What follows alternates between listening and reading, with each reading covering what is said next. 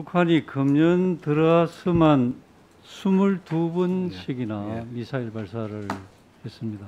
맞습니까? 예, 그런 걸로 알고 그런데 있습니다. 여기 미사일 발사에 드는 비용이 8천억 내지 1조 원 정도의 돈이 든다고 합니다. 이 비용은 북한의 인민들이 약 2년 넘게 이 식량 부족분을 다 메울 수 있는 그런 비용이라고 합니다. 북한이 왜 이런 무모한 일을 한다고 장관님 생각하십니까?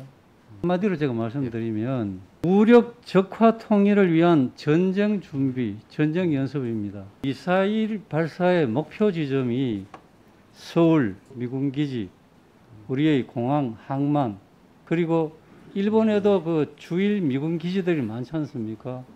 육해, 공군, 해병대 기지, 일본 열도 전국에 걸쳐서 있는데 이걸 타겟으로 해서 저는 계속 연습을 한다고 알고 있습니다. 심각한 상황이 도래된 것은 전적으로 문재인 정부의 대북 정책의 실패의 그 원인이 있다고 봐집니다.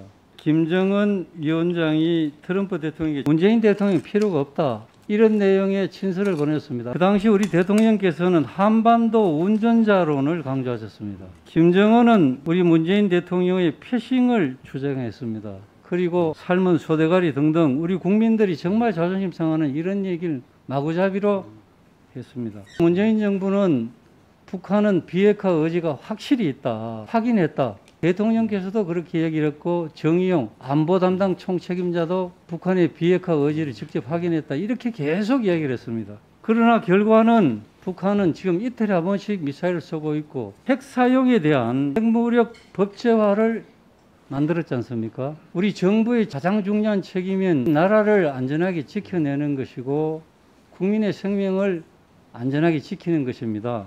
문재인 정부 5년간 우리 대한민국은 국제사회에서 인권 후진국이란 오명과 비난을 받았습니다. 유엔 인권이사회의 북한 인권 결의안 공동 제안국에 늘 빠졌습니다. 저희들은 북한 인권법에 따라서 북한 인권 정진을 위한 외교부에 북한 인권 대사를 두도록 되어 있는데 이것도 쭉 공석으로 그냥 남겨뒀습니다. 예. 특히 2019년도 이 탈북 어민 강제 북송 사건은 국제사회가 경악하는 그런 사건이었습니다.